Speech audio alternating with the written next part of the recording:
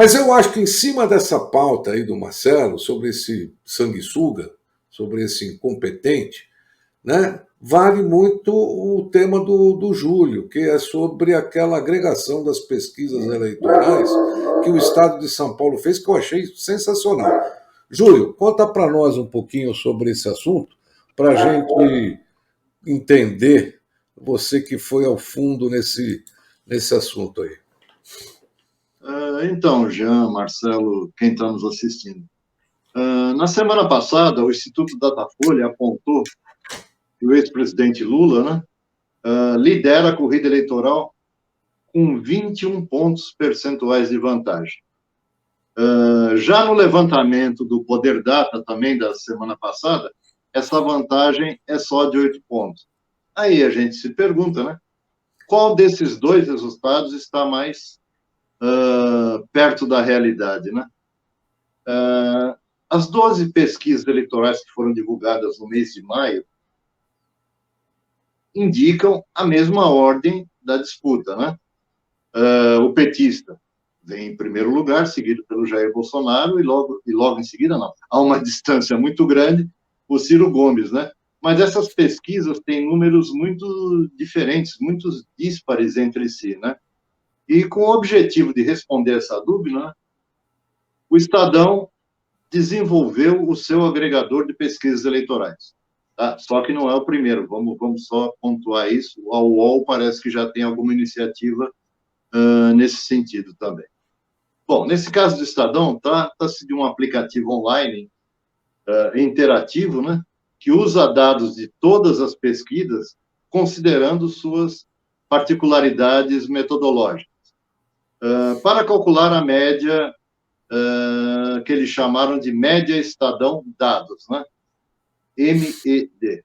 Ou seja, o cenário mais provável da disputa de outubro a cada dia. Ele é em tempo real, tá?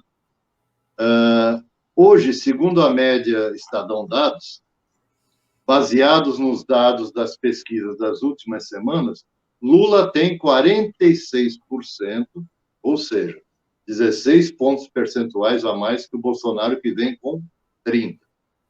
Ciro vem em seguida com 7%, e um empate entre o André Janones, né, que eu também nunca tinha ouvido falar o nome desse cidadão, muito prazer, do Avante, né, e a Simone Tebet, do MDB, ambos com 2%. Os outros concorrentes somados não chegam a 3%. É importante a gente frisar bem, destacar, que esses números que eu falei agora, esses últimos números, não é simplesmente somar todos os resultados e dividir pelo número de pesquisas feitas, tá? O agregador do Estadão, ele controla diversos parâmetros e dá pesos diferentes aos levantamentos para impedir que os números distantes ou desatualizados puxem os concorrentes para cima ou para baixo, né? A ferramenta modula em tempo real os resultados de 14 institutos de pesquisas, nivelando aí os eventuais vieses e distorções metodológicas. O agregador trabalha com dados divulgados pelos institutos, né? Datafolha, o IPEC, que é o antigo IBOP, né? O Quest, Paraná Pesquisas, Vox Populi, Census, MDA, Poder Data, IPESP, IDEA, Futura, FSB, GERP e Real Time Big Data. Os 6 primeiros institutos desses que eu citei, eles fazem pesquisas presenciais, ou seja, os entrevistadores abordam as pessoas em casa ou na rua, né? As outras fazem sondagens por telefone, com exceção da MDA, que é o único instituto que usa aí uma metodologia híbrida, né? Faz pesquisas presenciais e por telefone. A forma que os dados da pesquisa são coletados tem uma influência muito significativa nos resultados, né? Na média, as pesquisas telefônicas tendem a subestimar a taxa de intenção de voto em Lula e a superestimar as intenções de voto no Bolsonaro. Também, na média, as pesquisas presenciais são mais precisas, né?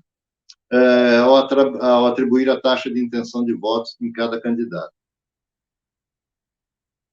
Por outro lado, as pesquisas por telefone têm uma vantagem, né? Elas são feitas com maior frequência e podem captar melhor qualquer mudança de tendência no momento que acontece essa mudança. Acontece um fato, pode se refletir numa tendência, e a pesquisa por telefone tem essa capacidade, é mais ágil para detectar isso que uma pesquisa que tem que ser tabulada depois, né, presencial.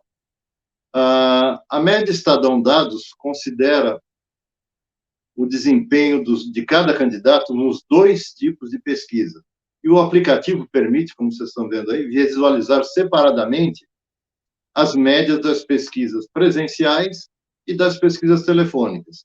Cada uma delas calculada segundo uma metodologia própria desenvolvida pelo Estadão, né? Esse agregador, em breve, também vai ter uma nova opção de visualização, considerando os percentuais de cada candidato em relação aos votos válidos. Ou seja, ela vai fazer, a partir desses dados, desses 14 institutos, vão ser considerados apenas os votos válidos, aqueles atribuídos aos candidatos, sem contar os nulos, né, e os votos em branco, e os indecisos, né? Então, para quem gosta de acompanhar a eleição, para quem precisa acompanhar a eleição, para quem quer acompanhar essa corrida eleitoral até outubro, aí eu acho que é uma ferramenta extremamente importante, que ela acaba com essa... Se não acaba, pelo menos dá uma resposta, né, para essa distorção que nós vimos, que causou tanta discussão aí na semana passada, com o Instituto dando uma diferença maior, aliás, bem maior, né, que foi o caso da Datafolha, do Lula para o Bolsonaro, e outras dando uma diferença menos da metade, percentualmente falando, né? Essas informações que eu passei aqui são do jornal, são do próprio jornal Estado de São Paulo. Os dados desse gráfico aí mostram o seguinte: Lula com 46, Bolsonaro com 30, tá? E Ciro com 7. Hoje, se você entrar no aplicativo... se você entrar no dado hoje, tá. Entendi. Pode ser que tenha, se houve alguma pesquisa nesse meio tempo... Hoje sai o Paraná Pesquisa.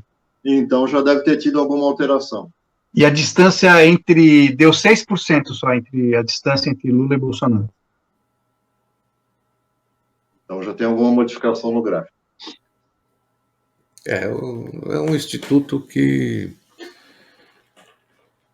Bom, pelo que eu andei lendo, não é dos mais confiáveis, né?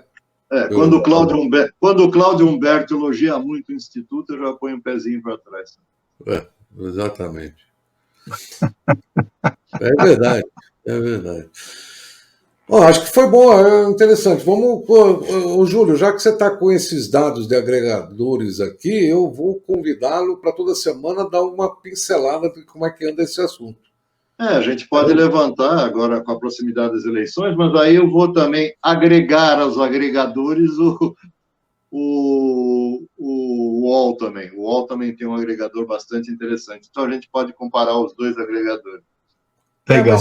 Acho que a gente deixar um quadro assim rápido, permanente. Hoje essa é a visão do momento. Qual é o placar de hoje? O placar de hoje. O placar médio, né? O placar médio, sempre lembrando isso.